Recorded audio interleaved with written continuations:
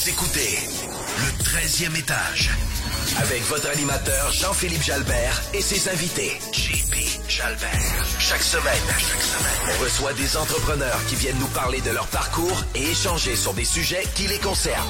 Le 13e étage, le podcast incontournable sur l'entrepreneuriat, la finance et l'immobilier au Québec. Le 13e étage, on va parler des vraies affaires. 13e étage. Bienvenue au 13e étage, un autre épisode spécial pour présenter le deuxième co-animateur qui sera Guillaume Contant. Comment ça va, Guillaume? Ça va très bien. Salut tout le monde. Merci JP de me donner la chance de co-animer avec toi. Ça va être une belle expérience. Ça va me faire un grand plaisir. En fait, Guillaume, on peut peut-être le préciser d'abord et avant tout que ça t'intéressait plus ou moins.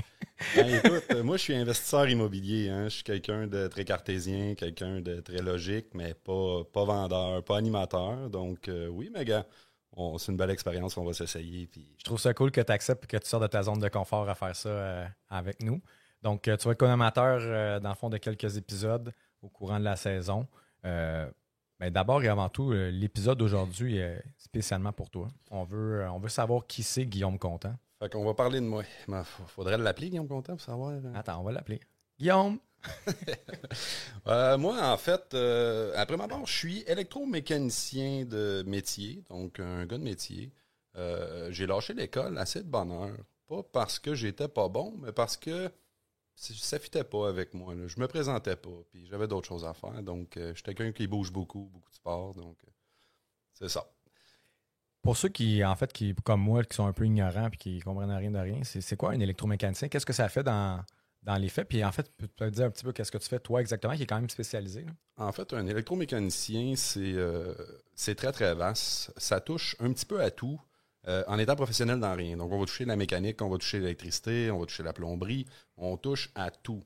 Puis là, on est spécialisé. Moi, personnellement, je suis spécialisé au niveau des lave-autos, les machines que vous voyez dans les stations-service. Bref, je les ai réparées, j'en ai installé, j'en ai programmé à travers le Québec, dans l'Est du Canada et tout. Fait qu'on on se déplace beaucoup, on se promène, puis c'est le fun.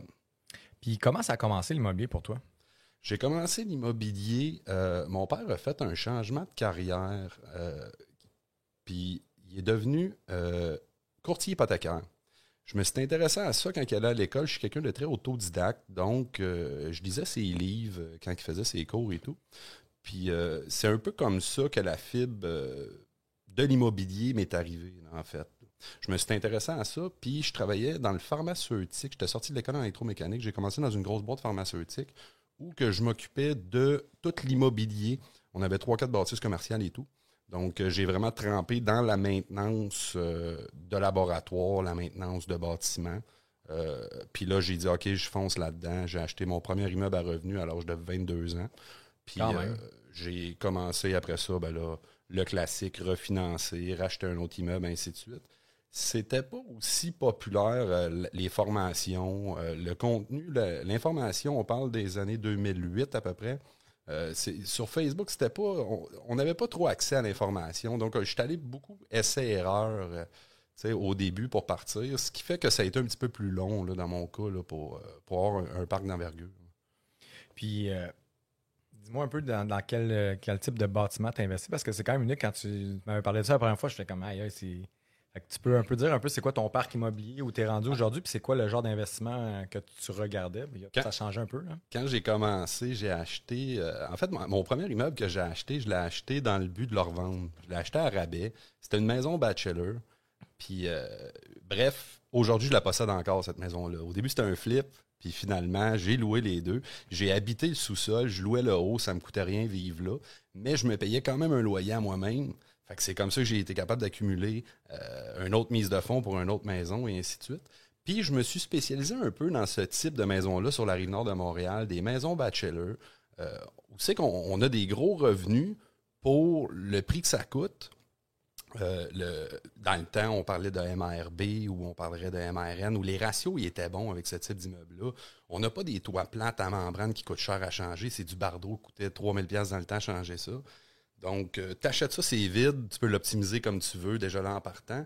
Donc, je me suis spécialisé là-dedans. J'en ai acheté une dizaine comme ça, là. Bref. Là, Quand même. on a accumulé. Ça a été quoi la stratégie? Parce que tu as quand même une stratégie financière qui est intéressante aussi par rapport à ça. J'ai goût que tu me parles de ça un peu. Ouais, ben en fait, on a tout financé ça sur marge de crédit hypothécaire. Donc, ce qui vient intéressant avec ça, c'est qu'on est capable de transformer la capitalisation directement en cash flow.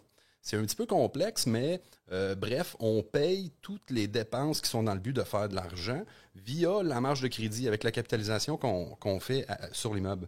Ce qui fait que tout devient du cash flow, en fait. Fait que c'est des vraies petites machines à cash flow pour quelqu'un qui veut en vivre, là, en fait. Là. C'est excellent. Parlant de vouloir en vivre, tu viens un petit peu il va y avoir des changements qui vont s'en venir dans les prochaines années. Oui.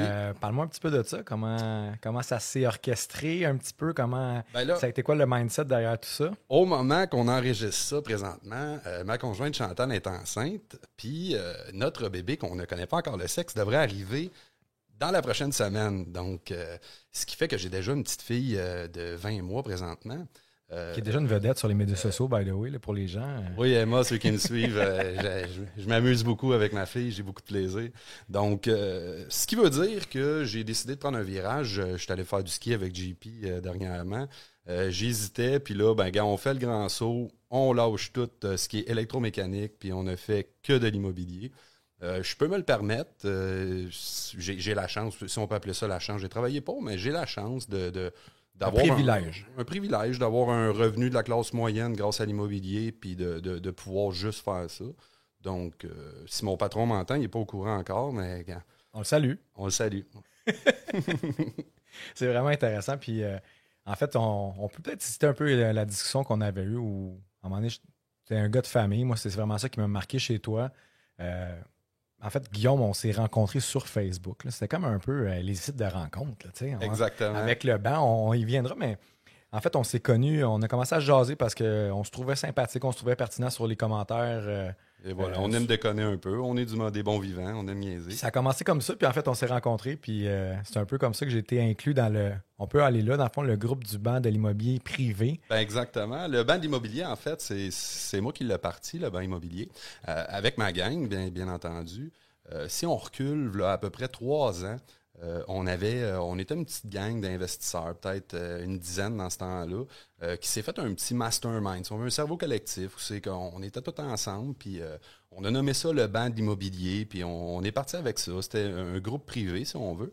Puis en octobre dernier, on a pesé sur le piton. Ah ouais, on l'a ouvert au grand public. Puis où c'est qu'on se parle aujourd'hui, là, on est à 9000 membres déjà, là, puis il y a beaucoup de contenu qui passe là-dedans. On est bien contents. En effet, depuis le mois d'octobre, c'est parti. En fait, j'étais un peu un instigateur avec ça.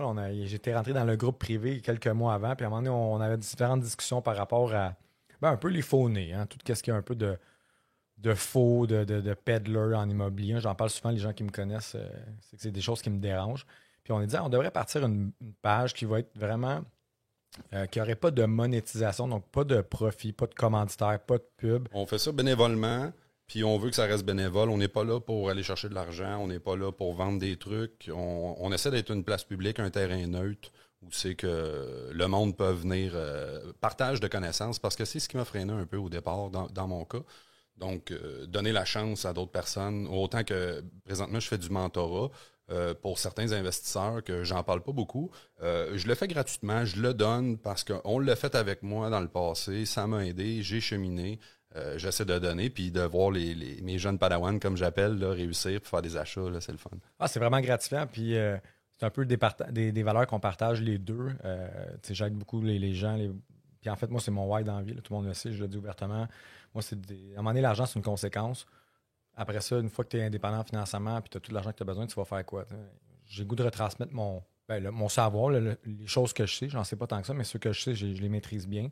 Puis je pense que tu es un peu comme ça. Puis c'était un peu la base du banc de l'immobilier où on voulait entraider les gens. J'ai fait des posts qu'on me parle encore par rapport à le poste de licorne, puis par rapport aux valeurs de terrain, tout ça. Définitivement. On veut donner, on veut que le monde apprenne, puis c'est la paye. C'est plus payant quand tu donnes que quand tu reçois quasiment, là, dans le sens que c'est pas monétaire, mais au moins c'est gratifiant, puis c'est le fun. Ah, puis c'est devenu un peu le slogan du banc, en fait, là, donner plus que vous recevez. Puis, évidemment, mais avec la croissance, des fois, c'est plus difficile de gérer tout ça. Là. Encore là, on n'a pas des employés qui gèrent la page. Mais ça se passe bien. Puis, en tout cas, moi, je suis bien fier de ça. C'est une belle réussite qu'on a fait, toute la gang ensemble. On est plusieurs là-dedans, là, mais c'est parti quand même de toi. À un moment donné, tu t'es dit, bon, mais gars, on paye sur le piton. On le fait. Ça a parti de même. Puis, déjà après, je pense, 3 semaines, on était déjà rendu à 4-5 000 membres. Là-dessus, donc c'est vraiment incroyable. Ça avance, c'est le fun, puis de voir, des fois j'ai pas le temps de tout lire, puis là je regarde puis je vois du monde qui participe, du monde qui en donne. C'est ça qui est beau, parce qu'on va se le dire, dans le monde de l'immobilier, le monde est passionné. Si tu veux réussir en immobilier, il faut que tu sois un passionné, il faut que tu aimes ça, il faut que tu regardes des listings, il faut que tu te déplaces, aller voir des immeubles, il faut que le monde alentour de toi aussi aime ça, là. C'est un petit peu ça. Faut que tu te tiennes avec du monde qui aime ça. Là. Ah, tout à fait. Puis ça vient aussi une communauté, un réseau. On a découvert des belles personnes, des personnes ultra compétentes qu'on ne voyait pas commenter sur plein d'autres pages. Il y en a beaucoup des pages immobilières. Il y en a des bonnes, il y en a des moins bonnes. Puis c'est là qu'on a découvert des gens. Olivier Paquet, entre autres, qui était dans l'épisode 2, qui a donné un épisode incroyable. C'est des gens qu'on a appris à découvrir dans cette page-là. Puis il y a différents intervenants qui participent, qui sont ultra compétents. Puis qu'on ne connaissait pas nécessairement, puis qui ont trouvé la formule intéressante. Donc, c'est super cool. Que les gens qui nous écoutent, qui ne sont pas encore sur le banc de l'immobilier, qui s'intéressent à l'immobilier, sur Facebook, le groupe s'appelle Le Banc de l'immobilier. Allez-y, ça va être le fun. Ça va être vraiment le fun. J'ai le goût de revenir à ton parcours. On parlait des maisons bachelor. Tu n'as pas parlé de ton projet neuf. Guillaume, tu fais du neuf aussi. Puis, on a bâti un 16 logements en plein air du COVID. Ça a été assez farfelu là, comme histoire. Ça a été une réussite, ça a été un boomerang. Même, on a caché au refinancement encore plus que ce qu'on avait mis comme mise de fonds au départ. Donc, ça a été un franc succès. On a déjà un autre projet sur la table là, qui va se concrétiser. Présentement, je suis plus focusé sur la famille puis prendre ça relax pour la prochaine année. Mais puis là, avec le prix des matériaux et tout ça, on va laisser la poussière tomber un peu, mais on continue dans le neuf. Tu parles de famille. J'ai le goût que tu me parles un petit peu de ça. C'est quelque chose qui m'a marqué chez toi quand je t'ai connu. On a abordé un petit peu tantôt, puis on est allé ailleurs, mais j'ai le goût de parler de ça. C'est quelqu'un qui m'inspire de par sa volonté de passer du temps de qualité. On a eu cette discussion-là dans le chairlift, d'ailleurs, de notre fameuse discussion. Ah, définitivement. Moi, j'ai pour dire que si tu fais des enfants, ben, c'est pour t'en occuper, puis c'est pour passer du temps avec eux autres. J'ai eu des très bons parents. J'ai eu des parents que tout était possible. Pas quelqu'un qui te met des bâtons dans les roues. Il y a plusieurs entrepreneurs qui vont dire « Je suis parti de rien, mes parents m'ont pas aidé. » Moi, mon père, il m'a beaucoup aidé au départ. Il m'a pas donné 100 000 puis va investir dans l'immobilier. Il m'a pas aidé monétairement, mais juste, il m'a donné le livre « Père riche, père pauvre » à l'âge de 20 ans. Il a dit « lis ça. » Il a embarqué dans mes foleries d'essayer d'acheter des immeubles à revenus, bachelor. Juste ça fait que c'est ce que je veux redonner aussi. Puis, je crois que là, mon plan a changé un peu avant. Mon but ultime, c'était de vivre de l'immobilier. Je suis rendu au sommet de la montagne, je suis là. Maintenant, je pense que ça va être de grossir le patrimoine familial pour pouvoir en donner le plus possible à mes enfants plus tard. Là. C'est un peu qu'est-ce qui a motivé peut-être ta décision. Là. Tu veux peut-être aller de ça. Là. Les dernières semaines ont été quand même des grosses réflexions, des gros changements. J'ai goût que tu me parles de ça parce que c'est quand même T'es pas vieux, là? On a la même âge à peu près, là? Ouais. Ben, c'est sûr, 35 ans. Je suis capable, ma business immobilière est assez à bec dans l'huile, là. Elle roule tout seul ou presque. Donc, je peux très bien avoir un métier puis faire de l'immobilier en même temps. Par contre, ça demande quand même du temps. Puis quand tu as une famille, je pense que toute personne qui a une famille se rend bien compte que tu as besoin de temps pour élever tes enfants, pour être là, pour aider la mère et tout. Là. Donc, j'ai décidé, c'est pas la meilleure décision pour ma valeur nette, si on veut. C'est pas la façon aussi que je vais le plus m'enrichir. C'est tout ce qui compte. C'est tout ce qui compte. Je dis ça souvent en blague. Mais en réalité, écoute, je pense que la famille, ça vaut plus qu'essayer de s'enrichir pour avoir des belles bébelles. Là. Moi, un salaire de la classe moyenne, mais avoir tout mon temps pour ma famille, c'est ce qui est le plus important. Ça va ressembler à quoi tes prochaines années? Ben là, Chantal m'a acheté Bébé Pingouin, parce que là, je lisais beaucoup Bébé Canard à ma fille, mais là, elle m'a acheté Bébé Pingouin, fait qu'on va lire ça à Emma. Puis là, avec la venue du nouveau bébé, ben là, ça va être des nuits blanches, on va être fatigué, mais ça va être le fun. On déménage aussi dans la maison familiale, chose que j'ai 35 ans aujourd'hui, puis c'est la première maison que j'achète qui n'est pas un investissement.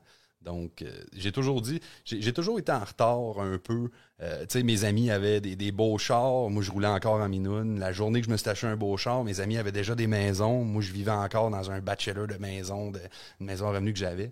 Donc, c'est venu avec des compromis pour se rendre là. C'est venu avec, c'est ça, du travail, des compromis. Puis rien de majestueux, là, rien de. Je veux dire, j'ai pas fait 0-100 portes en 5 ans. Là, je veux dire, j'ai commencé le projet, ça fait 13 ans que j'ai commencé à acheter mon premier immeuble à revenu. Puis c'est pas mal ce qu'on voit dans tous les livres que vous allez lire, ou peu importe. Le secret, c'est de faire plus d'argent que tu en dépenses, ou voler comme tu veux, là, en dépenser moins que tu en fais, mettre l'argent de côté, faire travailler ton argent, puis aller de l'avant comme ça. Donc, je sais pas trop où que je m'en vais avec ça, mais c'est ça. Moi, je t'écoute, c'est parfait. Mais en fait, tu sais, ce que je voulais dire, c'est de tu acceptes actuellement de plus travailler. Puis en fait, tu avais quand même un excellent salaire. Ton immobilier te génère des revenus, mais tu as décidé de prendre ce moment-là pour passer du temps de qualité avec Emma, puis évidemment l'enfant à venir lors de la diffusion sera connu. Exactement. Donc, je trouve ça vraiment intéressant. Puis souvent, mais on voit un peu tout le monde ça comme avoir plus d'argent, plus vite, plus. Puis je trouve ça cool que justement tu fasses, tu sais quoi? Moi, je fais peut-être un petit pas de recul ou un petit pas sur le neutre où j'arrête là temporairement. Parce que puis je vais te citer là, qu'est-ce que tu m'avais dit, puis ça m'a marqué. J'avais même parlé aux gens que je connais. J'étais comme, hey, il dit ces années-là, je ne pourrai pas les rattraper. Tu sais, le 0-2 ans, 0-3 ans. Tu sais, souvent, OK, garderie, gang, OK. Puis souvent, on se texte le soir, où tu m'appelles le soir, ah, gars, il est 7 heures, là, j'arrive, je donne le bain, puis c'est fini. À cause que je travaille, puis là, tu vas pouvoir passer du temps de qualité. Évidemment, ben, tu ne passeras pas 40 heures à lire Canard, bébé, pingouin. C'est quand même drôle qu'on parle de ça parce qu'il y a un running gag autour de ça. On va peut-être en parler. Pour les gens qui ne savent pas c'est quoi bébé canard et bébé pingouin. c'est un petit livre que je lis à ma fille religieusement tous les soirs, puis que JP, il m'écœure un peu avec ça, là, des petits sidelines. Mais en fait, moi, comment que je vois ça, JP, c'est que, parce que c'est sûr, c'est paniquant en disant, ah, OK, je lâche ma job, je fais juste l'immobilier, je vais faire moins d'argent, oui, définitivement. Ça me donne l'opportunité, je vais avoir le temps de faire d'autres projets. Mais moi, je vois ça comme un 5 ans d'année sabbatique où c'est que jusqu'à temps que mes enfants rentrent à l'école. Quand ils vont rentrer à l'école, je vais avoir plus de temps. Mais me connaissant, comment que je suis, ça va être difficile de freiner. Les opportunités vont venir de partout. Je vais ouvrir Centris bien vite pour acheter un autre immeuble et ainsi de suite. Puis ça va débouler. Mais tu vas quand même avoir du temps de tout gérer ça. Parce que là, tu veux pas, tu fais déjà ça, puis tu travailles, puis là, tu as un enfant. Il va quand même avoir un 40-50 heures semaine qui va être disponible. Évidemment, pour lire Bébé Pingouin, mais chercher des immeubles puis peut-être faire du partenariat ou peut-être changer, moduler la structure. Là, ce qui est important, c'est de se rappeler ultimement pourquoi qu'on fait ça. Tu sais, pourquoi tout le monde parle à n'importe quel entrepreneur, n'importe quel employé qui s'intéresse à l'immobilier. Son but ultime, c'est de lâcher sa job pour vivre de l'immobilier. Par contre, ce que je remarque, c'est qu'après ça, le monde en veut tout le temps en plus, puis là, ils vont garder, puis ils vont aller plus, puis finalement, ils vont s'acheter une deuxième job. Ils vont aller plus loin, plus. Fait que, on cherche de la liberté, c'est ce qu'on n'a pas de la liberté, en fait, parce qu'on s'enrobe de tout ça, là, la business, puis le fait de tout le temps vouloir plus. Donc, c'est pour ça que moi, j'ai décidé de prendre un petit pas de recul, puis gars, je vis très bien avec ça. En fait, moi, je te félicite, je trouve ça, c'est tout à ton honneur, je trouve ça vraiment inspirant de faire ce step-là, puis de dire, gars, moi, je le fais, puis j'arrête, puis je prends du temps de qualité avec ma famille. Parce qu'on dit souvent, le why, tu sais, moi, je le répète à toutes les sauces, c'est le why, ça devrait toujours être basé sur les humains. Tu sais, souvent, on dit, je veux faire de l'argent, je veux avoir la liberté. Ouais, ça, c'est un objectif. C'est pas le why. Le why, c'est toujours de dire, ben, si j'ai tout l'argent que j'ai besoin, je fais quoi de mes journées? Ben là, c'est plus de faire de l'argent, c'est plus d'être libre. T'es déjà là. C'est quoi tu vas faire? Ben, je vais aider des gens, je veux partir du temps de famille, je veux faire du bénévolat, je veux whatever. Chacun ses affaires, mais ça devrait toujours quand même être basé sur l'humain. Ne soit que juste prendre soin de sa santé, s'entraîner. Tu sais, souvent, on n'a pas le temps, on est trop dans le jus, puis c'est ça un peu. Là. C'est avoir le temps, puis c'est ça qu'on vise là, pour les prochaines années. Ben, je trouve ça vraiment inspirant. Félicitations. Merci. Maintenant, carrière d'investisseur immobilier tout en travaillant. Yes. Parle-moi un petit peu des enjeux que tu as vécu à travers ta carrière, parce que c'est quand même une business d'investisseur immobilier. Comment tu as vécu ça? Ben, c'est sûr, moi j'ai vécu ça, là, me lever à 5 h du matin pour aller peinturer un patio pendant que mes chums s'en allaient à la plage à 9 h, puis de travailler fort dans le fond, là, de prendre mes vacances de job pour rénover une maison, pour la refinancer, pour aller chercher ma mise de fonds et ainsi de suite. C'est beaucoup de travail, beaucoup de travail. Dans les enjeux que j'ai eus, ça a été, je pense, le manque d'information au début. Parce que si je savais, si j'avais su tout ce que je sais aujourd'hui, quand j'ai commencé le Guillaume de 22 ans, ça serait encore plus immense. Là. Puis ça, je pense que ça m'a pris du temps avant d'aller me coller à d'autres personnes. Je me rappelle quand j'ai commencé à traîner avec du monde qui font ça, de découvrir que je peux parler de capital remboursé, puis de cash flow, puis de plus-value avec quelqu'un. Je capotais, j'étais là, aïe, je suis pas tout seul dans mon monde, il y a d'autres personnes qui me suivent. Fait que ça, puis ça a été, ça m'a donné un gros coup de pied. Là, la machine, là, j'ai shifté la 2, là, bref, là, quand j'ai commencé à traîner avec du monde qui font ça. Là. Donc, dirais-tu qu'un de tes enjeux, ça a été un peu le manque de connaissances, peut-être, ou le manque de réseau? Ouais. Manque de réseau, manque de connaissances au début. Je dis en blague souvent que je suis parti avec 2 épisodes de Décor ta vie, là, puis pour faire de la location. Puis j'ai appris à tâtons un peu avec des essais-erreurs au début. Qu'aujourd'hui, un investisseur qui commence aujourd'hui, il s'en va sur le banc d'immobilier, il lit toutes les posts. Il est déjà le Guillaume Content, ça faisait 4 ans qu'il faisait de l'immobilier, là, en fait. Là. Non, entièrement. En effet, l'information est de plus en plus disponible. Ben oui, prenez-la. Là. Ah, tout à fait. Parle-moi de l'histoire que tu me contais avant de commencer avec la pancarte du contracteur que tu as vu. Puis, Ça, en fait, quand moi, je suis électromécanicien, j'ai tombé d'une boîte de pharmaceutique au début quand je suis sorti de l'école. Puis après ça, je m'avais inscrit au cégep en génie civil et bâtiment. Pour savoir un peu, je savais que je m'alignais dans l'immobilier. Je voulais savoir un peu comment que ça tenait debout, ces bébites-là, ces bâtiments. Fait que fallait que je dépose un travaux sur analyser des ossatures de bois. Fait que j'étais allé d'un chantier de construction, là, pas trop loin de chez nous. Puis je m'en vais là. Il y a une dizaine de maisons en construction. Je rentre là-dedans, je prends des photos. Je remets mon travail à mon prof, blablabla. Puis là, je regardais, j'étais, le gars, il bâtit 10 maisons en back-à-back de même. C'est débile mental. Puis 10 ans plus tard de ce temps-là, j'ai mon notaire qui m'appelle que j'étais habitué de faire affaire avec. Il me dit hey, Guillaume, j'ai un entrepreneur il a des maisons à son nom, il veut s'en débarrasser rapidement, il veut pas que ça niaise, il est prêt à vendre à rabais. Fait que moi, quand on me dit vendre à rabais, ça n'a pas pris de temps. Je suis déjà assis dans le bureau du notaire, prêt à notarier. Puis l'entrepreneur, ben c'était lui. Je suis en train de racheter ses maisons, en fait, qu'il avait. Fait que, tu sais, c'est comment que la vie est drôle un peu. Là. Il n'y a rien qui arrive pour rien, c'est drôle. Exactement. Là, donc, puis là, si on peut parler d'enjeu aussi, ben cette maison-là, c'est bien beau de l'avoir achetée à rabais. Puis les locataires qui étaient dedans, ben ils payaient pas cher pour que c'est que moi je payais, mais je l'achetais quand même à rabais. Donc, là, qu'est-ce que je fais avec ça? Fait que si t'en veux une belle gaffe que j'ai faite, ben une gaffe. En fait, c'est que moi, j'ai donné la chance aux locataires qui étaient là d'acheter la maison avec location-achat. Fait que j'ai monté un contrat de location-achat. Ça, on est en 2018, si je me trompe pas. Donc, moi, je signe ça. Je me dis, je vais calculer une plus-value de 2% par année. On va vendre ça en 2020.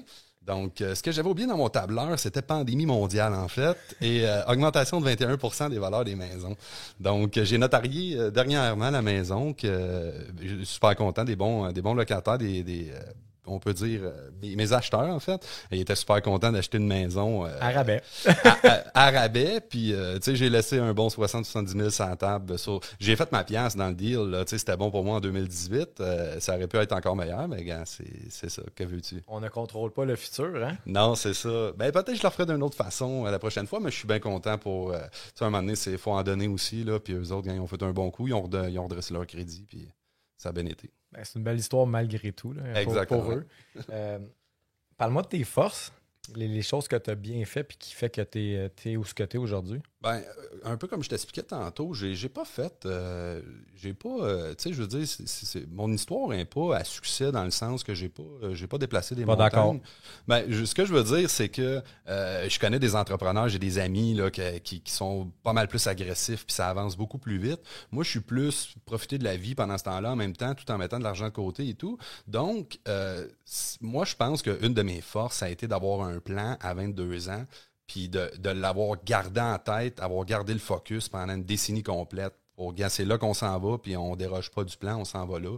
Puis peu importe ce qui arrive dans la vie, peu importe ce qui s'offre à moi, parce que c'est facile aujourd'hui, là, c'est facile avec toutes les pubs, avec toute la consommation, avec le voisin gonflable et tout, de vouloir s'acheter des bébelles, puis vouloir, tandis que j'ai toujours fait attention un peu, mis mon argent de côté, l'affaire. Passif versus actif, hein? C'est ça, exactement. Donc, je pense qu'une de mes forces, c'est vraiment au niveau on peut dire quasiment têtu un peu, là, quand j'ai mon plan, je m'en vais là.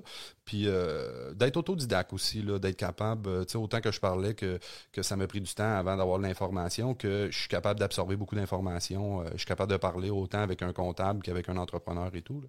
Je pense que ça, mais c'est un prérequis, là. Outre le fait que j'aime ça sauter dans le vide et tout, là, comme tout un bon entrepreneur qui a besoin de petite adrénaline, on peut dire. Là, tout à fait. On est tout un petit peu sadomasochiste. Ah ouais, on aime ça quand on n'est pas sûr, là, un peu comme le fait de lâcher ma job, là, on n'est pas sûr, fait que c'est le fun.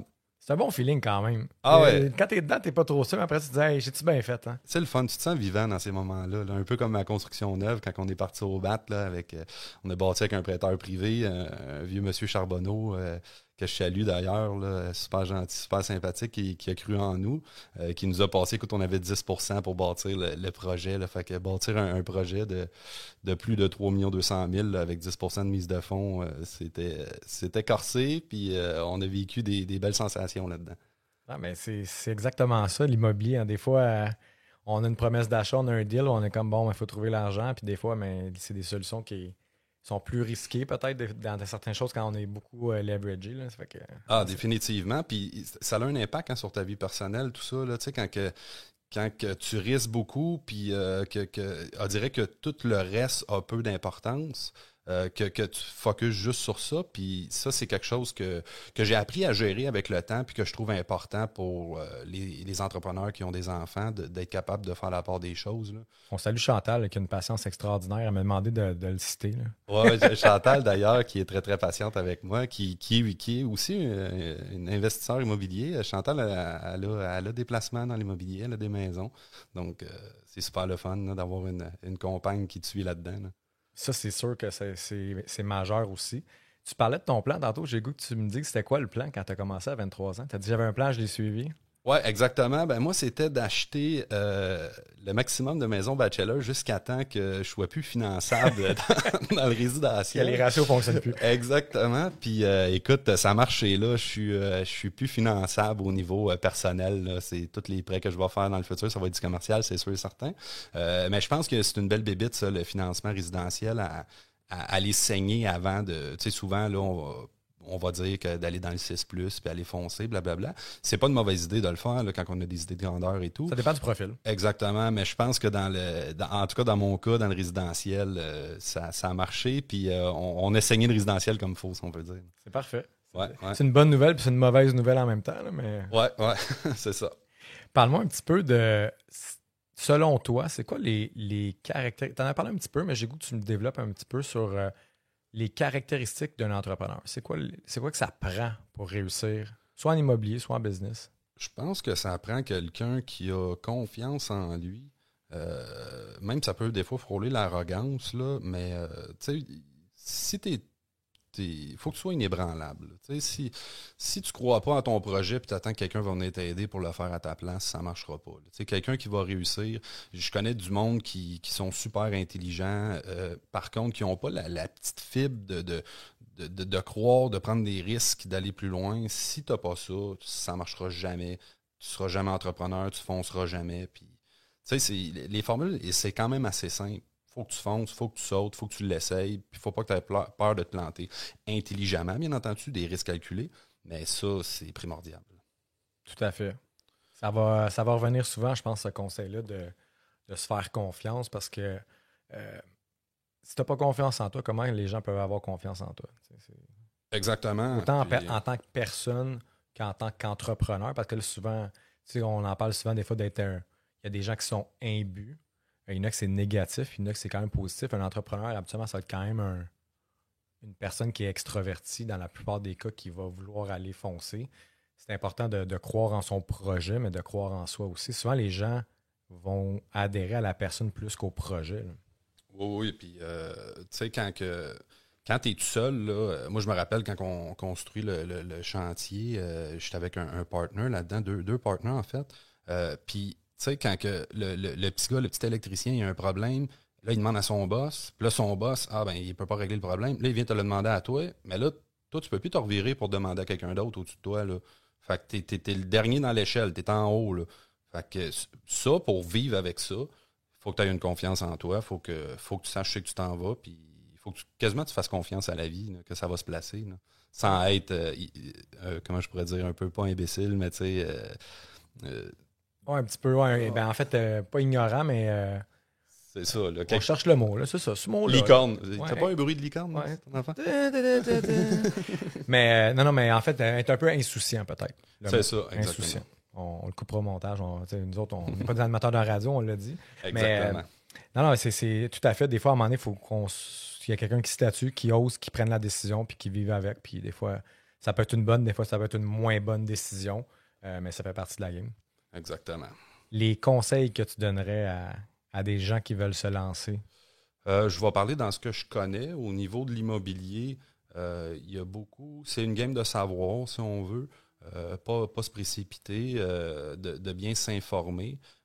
Les formations, ça peut être bon, comme ça peut être pas bon, dans le sens que j'ai entendu beaucoup de personnes qui ont payé beaucoup trop cher pour le peu de matériel qu'ils ont eu, ou carrément que moi j'en ai mentoré qui sont sortis de différentes écoles, là, puis je me posais la question comment ça qu'ils vous ont pas appris ça. Mais je pense que l'information, là, c'est quelque chose, là, surtout dans l'immobilier, là, tout ce qui est niveau financement, parce que c'est la bébite est là. C'est le financement qui fait ton effet levier et tout, là. Donc, c'est important d'aller là-dessus. Puis, ce que je donnerais d'autre comme conseil, c'est une bonne question, ça, en fait. Suis ton plan. Fais-toi un plan, là, puis suis-le. Fonce, là. Tu sais, n'aie pas peur de le garder, ton plan. Puis même si à côté de toi, on te dit non, ça ne marchera pas, puis non, c'est pas bon, garde-le dans ta tête, fonce, puis focus là-dessus, puis tu vas l'atteindre. Si tu es capable de l'imaginer, là, ça veut dire que ça se fait. C'est un excellent conseil, en fait. Moi, c'est un des conseils que je donne souvent.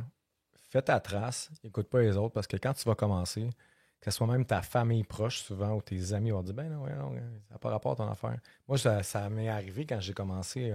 On me disait ben non, c'est trop risqué, tu ne devrais pas faire ça, c'est dangereux l'immobilier, les locataires qui ne payent pas. Tu sais, évidemment, les gens qui écoutent TVA Nouvelles puis qui ils écoutent tout ce qui est dit, puis des fois, il est mal rapporté ou il n'y a pas les opinions des deux côtés.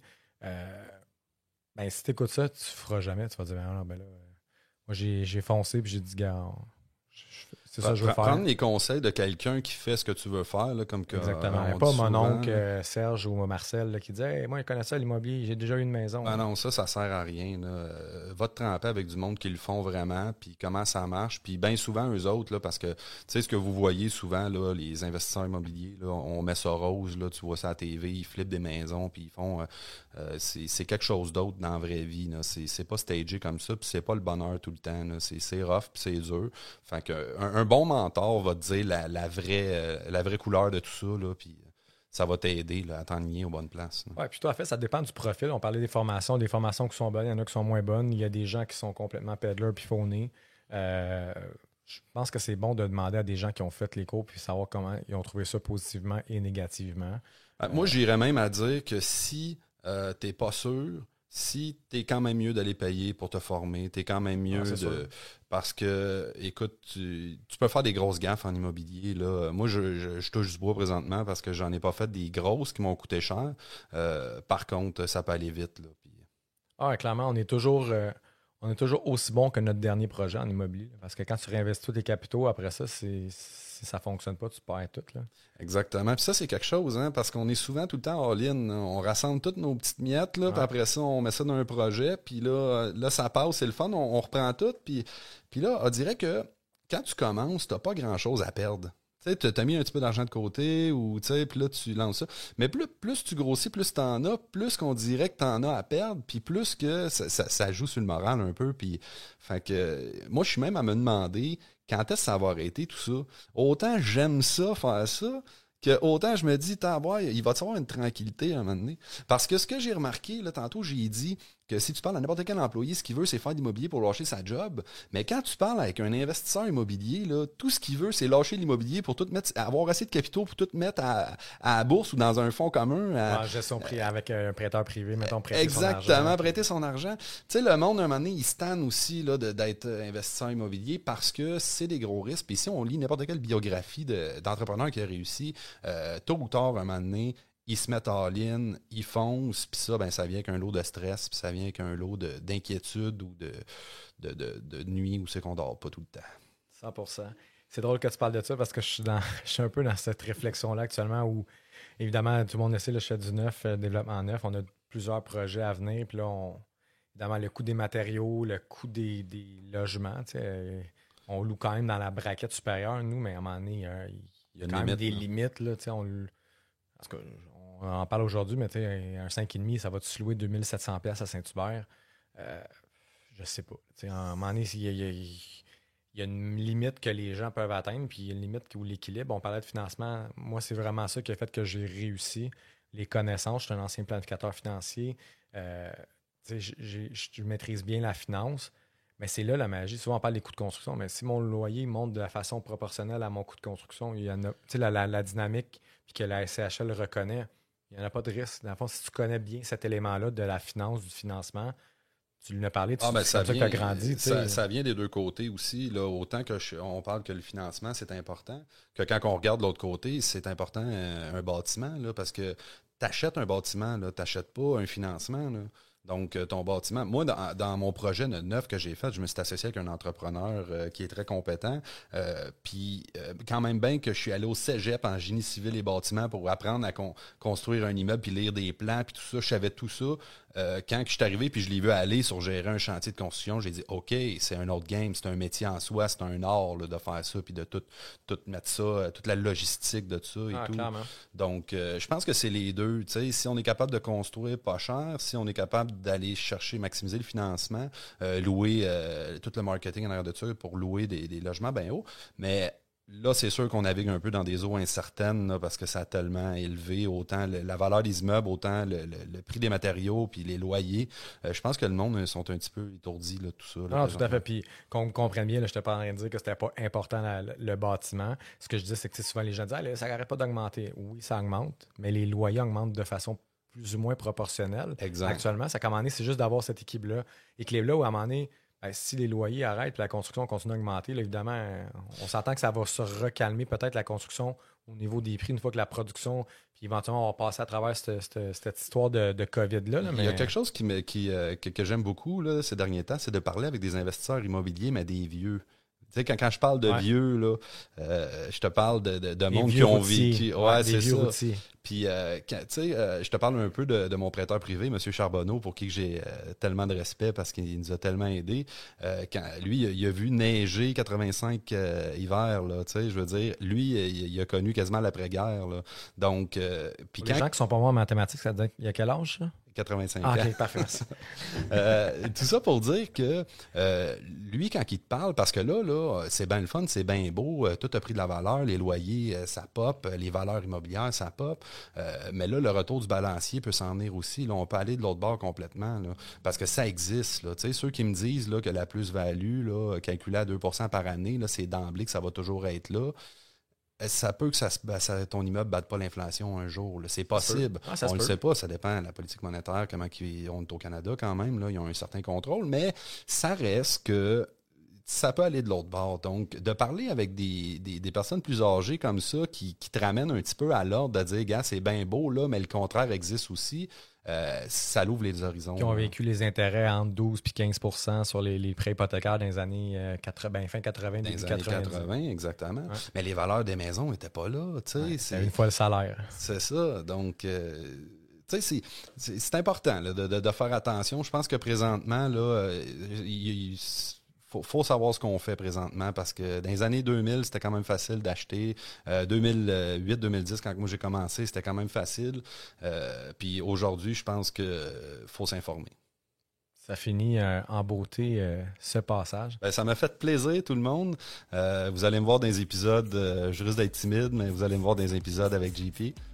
Guillaume était bien stressé de faire ça. Puis honnêtement, je trouve que tu as donné un 40 minutes quasi de qualité incroyable. Merci Guillaume. Ça me fait plaisir. J'ai très hâte de co-animer avec toi. Puis on se revoit dans les épisodes. Bye tout le monde.